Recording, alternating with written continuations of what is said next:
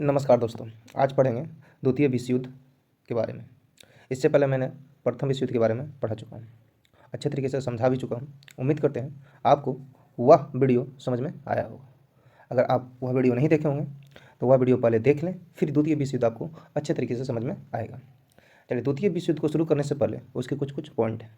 जिस तरह हम प्रथम विश्व युद्ध पढ़ाए थे उसमें कुछ पॉइंट बताए थे, फिर उसके बाद उस युद्ध को क्या क्या क्या कर दिए, रिलेट कर दिए, तब आपको अच्छे तरीके से समझ में आ गया था। उसी तरह द्वितीय विश्व युद्ध को समझने के लिए भी इसके भी कुछ पॉइंट हैं। इस पॉइंट को समझना जरूरी है। फिर अंत में हम इसके कारण बताएंगे कि द्वितीय विश्व युद्ध क्यों हुआ और इसके परिणाम क्या हुए, समझेंगे। इसमें मैंने 2 चैप्टर कंप्लीट किया है। एक नाजीवाद है ना, नाजीवाद का उदय भी आपके इस चैप्टर में है, और द्वितीय विश्व युद्ध है, दोनों को कंप्लीट कर दिया। इसमें एक और चैप्टर है शांति के प्रयास, जिसमें संयुक्त राष्ट्र संघ के बारे में पढ़ेंगे। मैं नेक्स्ट वीडियो उसके बारे में बनाऊंगा। पहले इसका क्वेश्चन आंसर कर लेंगे 2 चैप्टर का, उसके बाद मैंने क्या बनाऊंगा, शांति के प्रयास के बारे में जो चैप्टर है वो बचा हुआ, संयुक्त राष्ट्र के बारे में बचा हुआ, उसका वीडियो मैं बनाकर डालूंगा आपके समक्ष। पहले मैं ये चैप्टर कंप्लीट कर देता हूँ। आज कंप्लीट हो जाएगा पूरा, नाजीवाद भी कंप्लीट हो जाएगा और द्वितीय विश्व युद्ध भी कंप्लीट हो जाएगा। चलिए शुरू करते हैं। पहले समझते हैं राष्ट्र संघ के बारे में समझते हैं। राष्ट्र संघ क्या है, इसे समझना जरूरी है ना। समझते हैं। पहले मैं पढ़ता हूँ, फिर उसके बाद समझाऊंगा। प्रथम विश्व युद्ध कब से कब चला था? 1914 से 1918 के बीच में। समझिए, प्रथम विश्व युद्ध की तबाही के बाद दुनिया के देशों ने महसूस किया कि भविष्य में ऐसे युद्धों को रोकने के लिए एक अंतर्राष्ट्रीय संस्था होनी चाहिए। इसी विचार से राष्ट्र संघ का जन्म हुआ। सीधी सी बात है, जब प्रथम विश्व युद्ध समाप्त हुआ तो एक अंतर्राष्ट्रीय संस्था का गठन किया गया, जिसे हम राष्ट्र संघ के नाम से जानते थे।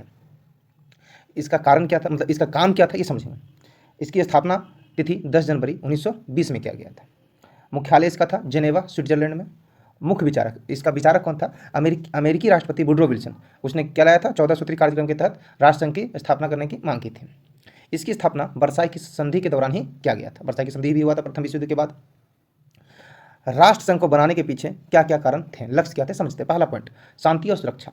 दुनिया में दोबारा युद्ध ना होने देना और शांति बनाए रखना। हाँ, प्रथम विश्व में बहुत क्षति हुई थी, बहुत सैनिक मारे गए, बहुत पैसा खर्च हुआ, बहुत सारे देश बर्बाद हो गए। इसके लिए अब दोबारा ऐसा ना हो, इसीलिए राष्ट्र संघ का स्थापना किया गया, मतलब शांति के प्रयास के लिए। दूसरा, ये विवादों का समाधान, देशों के बीच झगड़ों को युद्ध के बजाय बातचीत और मध्यस्थता से सुलझाना।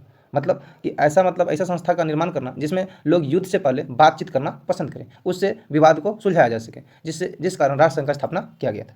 तीसरा पॉइंट समझते हैं, निशस्त्रीकरण। हथियारों की होड़ को कम करना, ताकि कोई देश अचानक हमला ना कर सके। मतलब लोग सारे देश जो अपने अपने हथियार बनाने में व्यस्त थे, ज़्यादा से ज़्यादा हथियार बना रहे थे ताकि वो अपने आप को शक्तिशाली राष्ट्र बना सके। उस हथियार की होड़ को कम करने के लिए निशस्त्रीकरण लाया गया राष्ट्र संघ के द्वारा ही। चौथा पॉइंट समझिए, अंतर्राष्ट्रीय सहयोग। शिक्षा, स्वास्थ्य और श्रमिकों की स्थिति में सुधार के लिए देशों को एक मंच पर लाना, इनका ये सारा मुख्य उद्देश्य था। लेकिन ये राष्ट्र संघ सफल नहीं हो पाया। इसके कारण क्या समझते हैं? राष्ट्र संघ की विफलता के कारण समझते हैं। शक्तिशाली देशों का अभाव। देखो, इसमें एक जाहिर सी एक बात आप गौर करिएगा।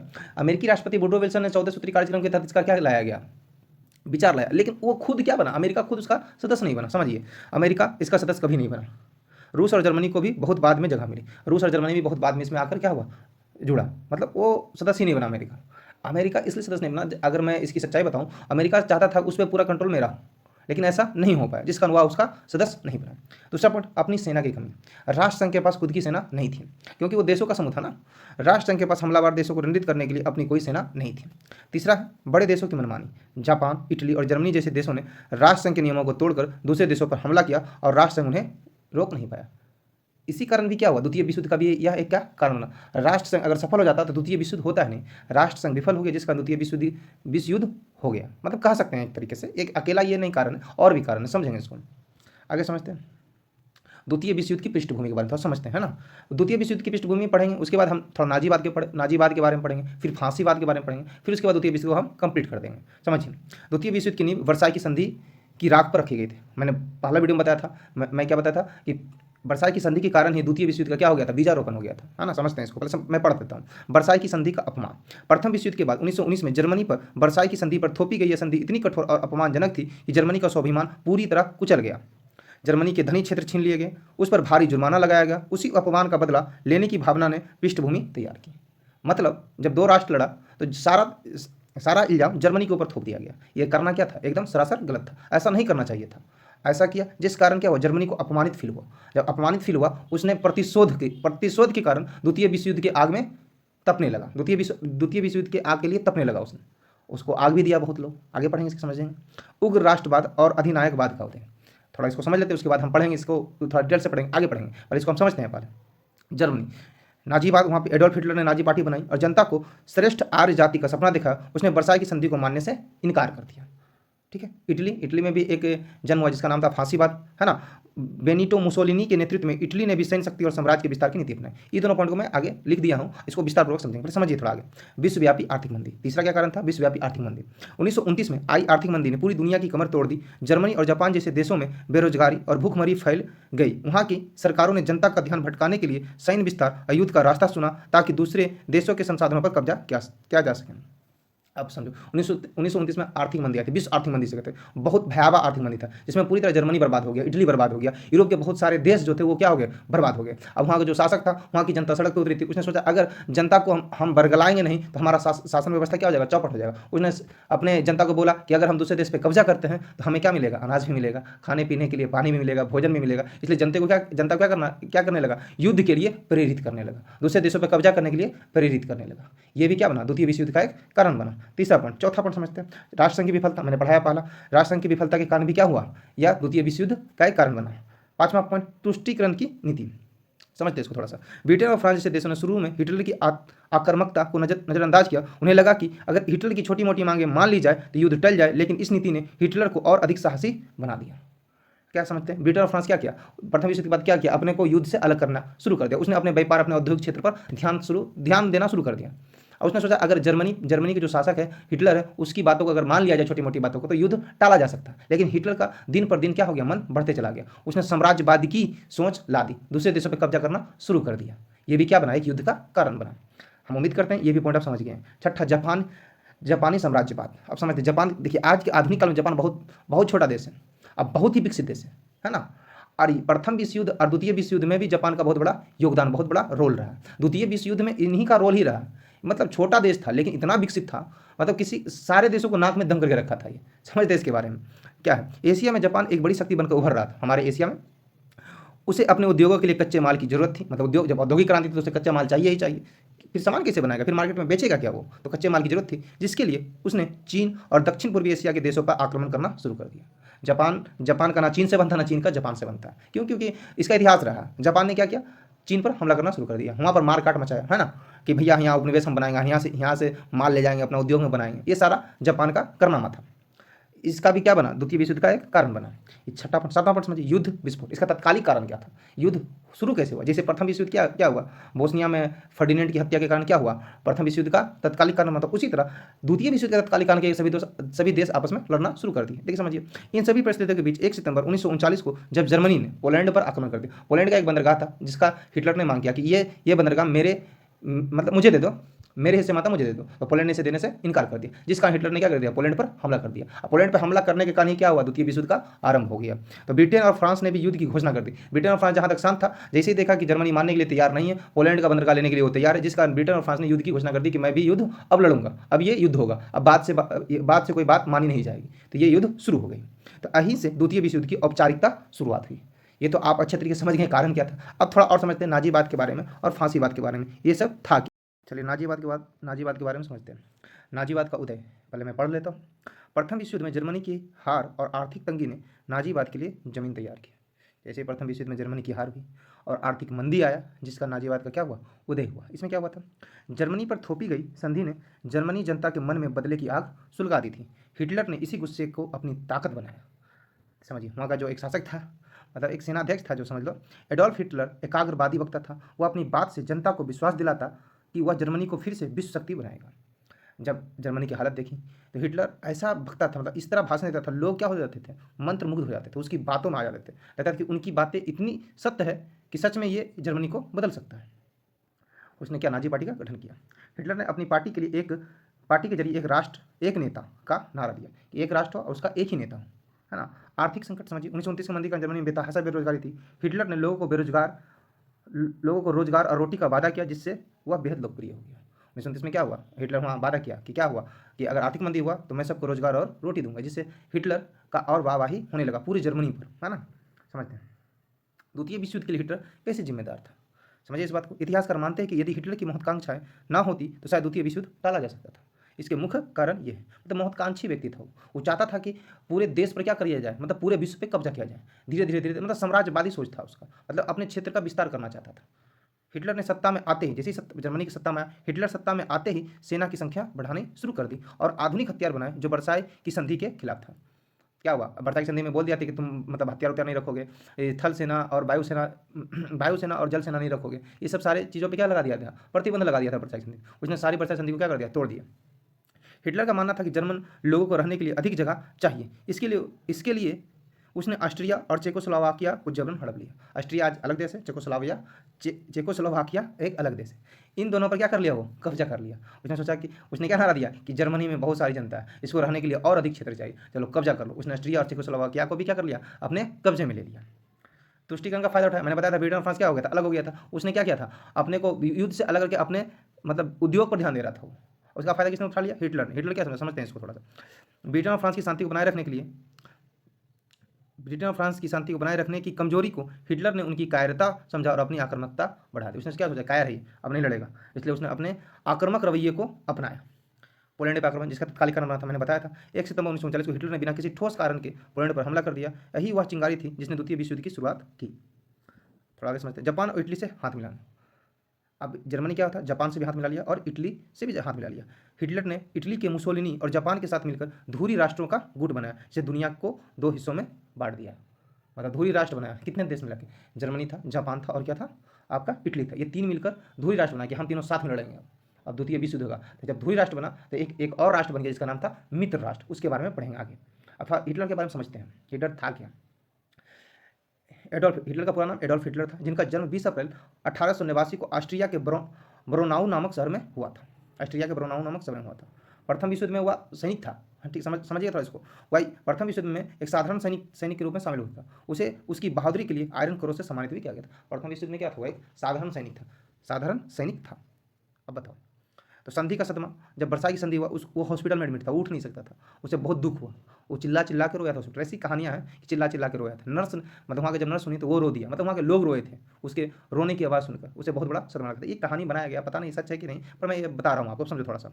संधि का सदमा, प्रथम विश्व युद्ध में जर्मनी की हार और वर्साई की संधि के अपमान ने हिटलर के मन में गंभीर प्रतिशोध की भावना भर दी। उसने क्या सोचा कि इस तरह जर्मनी का अपमान हम नहीं सहेंगे। उसके अंदर क्या हुआ, बदले की भावना जाग उठी, जिस कारण उसने किस पार्टी का गठन किया गया था, नाजी पार्टी का स्थापना किया। युद्ध के बाद हिटलर जर्मन वर्कर्स पार्टी में शामिल हुआ, जिसे बाद में उसने national socialist German workers party का नाम दिया, जिसका नाम क्या शॉर्ट में क्या बोलते हैं, नाजी बोलते हैं। जिसका चिन्ह स्वास्तिक के टेढ़ा स्वास्तिक होता है, स्वास्तिक नहीं कह सकते, उल्टा स्वास्तिक है इस तरह से। 1927 में उसने सत्ता पलटने की कोशिश की, लेकिन वो सफल रहा और जेल भेज दिया गया। जेल में ही उसने अपनी प्रसिद्ध आत्मकथा मीन कैंप लिखी। उसने अपनी ऑटोबायोग्राफी लिखी, मतलब अपनी आत्मकथा लिखी, जेल में लिखी, जिसका नाम क्या था, मीन कैंप। आपके एग्जाम में आता था, एग्जाम में आता ही है कि मीन कैंप किसकी रचना, एडोल्फ हिटलर की है। फांसीवाद का जन्म समझते हैं, नाजीवाद तो समझ गए। उसी जिस तरह नाजीवाद का जन्म जर्मनी में हो रहा था, उसी तरह फांसीवाद का जन्म कहाँ हुआ, इटली में हुआ। समझते हैं इसको। बेनिटो मुसोलिनी का जन्म 1883 में इटली में हुआ था। प्रथम विश्व युद्ध के बाद इटली में मंदी, बेरोजगारी और राजनीतिक अस्थिरता फैली हुई थी। विजयी राष्ट्रों में होने के बावजूद इटली को युद्ध के बाद उम्मीद के मुताबिक लाभ नहीं मिला, जिससे जनता में गहरा असंतोष था। क्या हुआ, प्रथम विश्व युद्ध में क्या, ये मित्र राष्ट्रों की तरफ से लड़ा था, अमेरिका की तरफ से लड़ा था, जिसका ये विजय हुआ था, लेकिन फिर भी इसको कुछ फायदा नहीं हुआ, जिसका वहाँ की जनता में क्या था, और भी गहरा हो संतोष था कि भैया हम युद्ध भी लड़े, हमें कुछ मिला भी नहीं। इसी का फायदा उठाकर मुसोलिनी ने 1919 में फासिस्ट पार्टी की स्थापना कर दी। जैसे वहाँ आर्थिक मंदी के कारण नाजी पार्टी की स्थापना हुई, और यहाँ क्या हुआ, मतलब प्रथम विश्व में नहीं कुछ मिला तो आर्थिक मंदी वहाँ भी थी, जिस कारण किस पार्टी का गठन कर दिया, फासिस्ट पार्टी की स्थापना कर दी। मुसोलिनी के बारे में क्लास 10 में पढ़ेंगे, इटली के एकीकरण में, ठीक है ना, समझेंगे उसको अच्छे तरीके से। लेकिन अभी समझ लो, थोड़ा सा पॉइंट में समझ लो आप। मुसोलिनी ने अपने समर्थकों का एक अर्ध सैनिक दस्ता तैयार किया था, जिन्हें काली कमीज वाले कहा जाता था। मतलब एक सैनिक बनाया था, सैनिक का संगठन बनाया था, जिसे क्या कहते थे, ब्लैक शर्ट के नाम से जानते थे। 1922 में उसने रोम पर मार्च किया, जिससे डरकर इटली के राजा विक्टर एमेन्यूल तृतीय ने उसे प्रधानमंत्री नियुक्त कर दिया।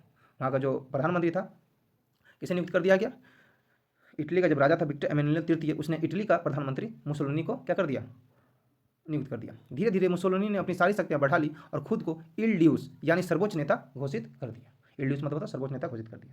मुसोलिनी की विचारधारा कैसी थी समझते हैं। मुसोलिनी की विचारधारा हिटलर के नाजीवाद से काफ़ी मिलती जुलती थी। जिस तरह हिटलर का विचारधारा था, उसी तरह मुसोलिनी का भी विचारधारा था। राष्ट्र सर्वोपरि, मतलब राष्ट्र को ही क्या मानता था, वो सब कुछ मानता था। राष्ट्र के हितों के आगे व्यक्ति की आज़ादी का कोई मूल्य नहीं था। समझो, राष्ट्र ही सबसे आगे, मतलब राष्ट्रवाद की भावना इस तरह उग्र कर दी गई थी लोगों के अंदर कि मतलब उसे निकालना क्या था, एकदम मुश्किल था। लोकतंत्र का विरोध, ये लोकतंत्र का विरोध करता था। वह लोकतंत्र और समाजवाद का कड़ा विरोधी था। उसने बताया ना, लोकतंत्र शासन नहीं है और ना ही समाजवाद होना चाहिए, यहाँ का शासक एक ही होना चाहिए, है ना। एक राष्ट्र एक नेता का इसने क्या था, ये विचार लाया था हिटलर ने, उसी के नक्शे कदम पर ये भी चल रहा था। सैन्यवाद, सैन्यवाद समझते हैं। मुसोलिनी का मानना था कि पुरुष के लिए युद्ध वही है जो महिला के लिए मातृत्व है। वह शक्ति और हिंसा में विश्वास रखता था। मतलब क्या, महिला जब माँ बनती है तो महिला कहलाती है। उनका एक कथन था कि महिला वही है जो माँ बनती है ना, मातृत्व है, मतलब उसके अंदर माँ का क्या था, माँ का गुण पाया जाता है। अब पुरुष वही है जो युद्ध के लिए बना। इसके कहने का मतलब यही था, मतलब सैन्यवाद का वो समर्थक था।